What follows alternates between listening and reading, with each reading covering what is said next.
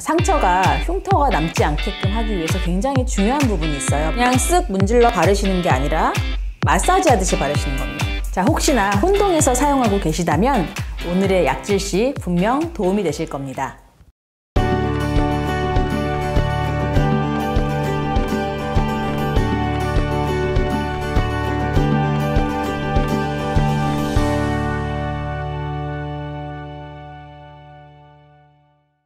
안녕하세요.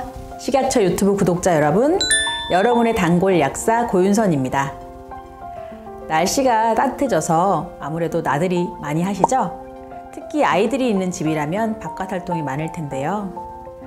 그런데 바깥 활동을 즐겁게 하다 보면 넘어지거나 부딪혀서 뜻하지 않게 부상을 입는 경우가 종종 있습니다. 다친 것도 다친 거지만 혹시나 우리 아이가 커서 나중에 흉터로 남지 않을까 너무 걱정되시죠? 자, 그래서 오늘의 약질시 흉터 연고와 상처 연고의 선택 준비해 보았습니다. 자, 여러분은 상처가 났을 때 어떤 연고를 쓰시나요? 또는 흉터가 있을 때는 어떤 연고를 쓰시나요? 두 가지가 약간 비슷하게 느껴지는 부분이 있는데 엄연히 다른 약입니다. 자, 혹시나 혼동해서 사용하고 계시다면 오늘의 약질시 분명 도움이 되실 겁니다. 자, 아이 있는 집에서 꼭 알아야 할 상처 연고와 흉터 연고의 구별 선택법. 오늘의 약국이 즐거워지는 시간 지금 시작합니다.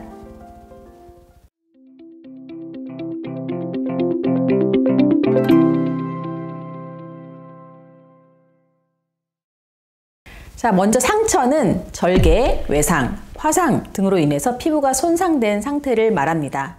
정도에 따라서 출혈이나 진물을 동반하기도 하는데요. 쉽게 말해 칼에 베이고 쓸리고 벗겨지는 그 모든 것을 상처라고 할 수 있어요.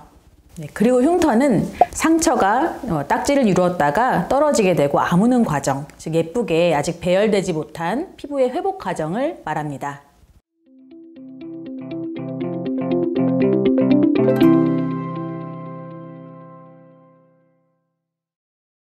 자, 우리가 흔히 쓰는 상처 치료제는 여러분도 아실 거예요. 후시딘, 또 마데카솔, 에스로반 같은 상처 치료제 연고들이 있는데요.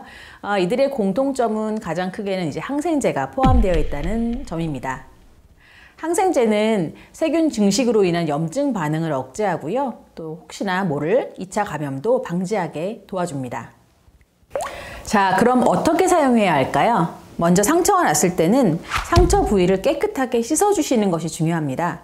흐르는 물이나 생리식염수를 이용해서 상처 부위를 깨끗하게 씻어주세요. 자, 그리고 소독약은 써야 되나 안 써야 되나 고민이 많으실 텐데요.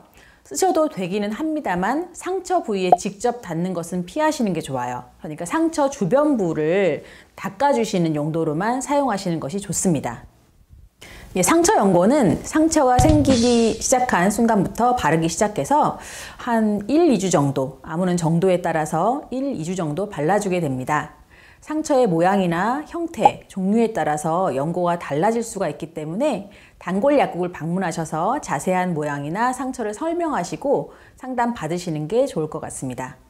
또 상처의 깊이에 따라 외부 자극을 줄이기 위해서 붙이는 밴드나 반창고 같은 것 이용하실 수 있는데요. 이 중에서는 수분 밴드를 사용해 보시는 걸 권해드립니다.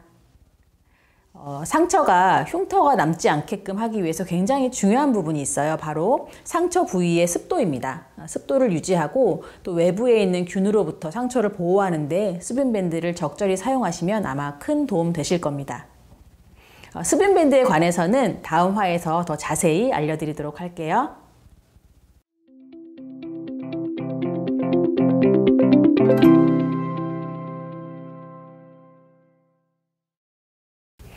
자, 이렇게 잘 관리를 했는데도 흉터가 남은 경우는 어떻게 할까요? 바로 흉터 연고를 사용하게 되는데요.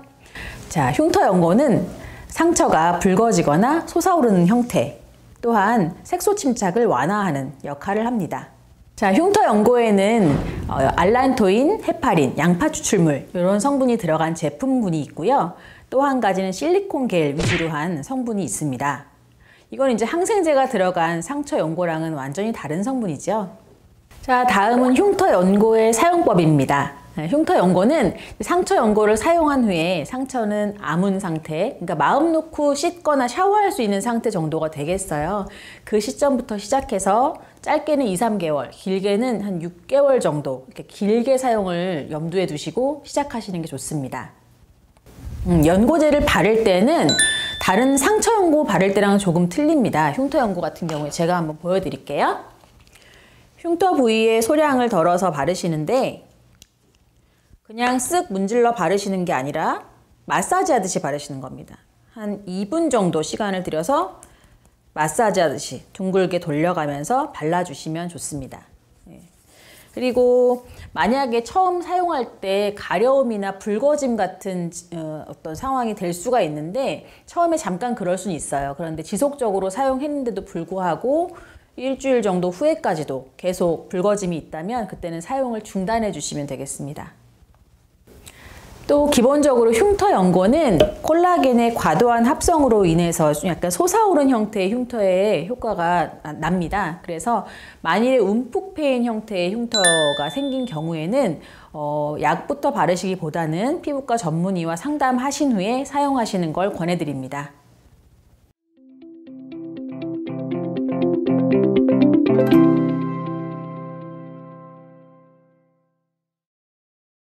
자, 그럼 오늘 말씀드린 내용 정리해 볼게요.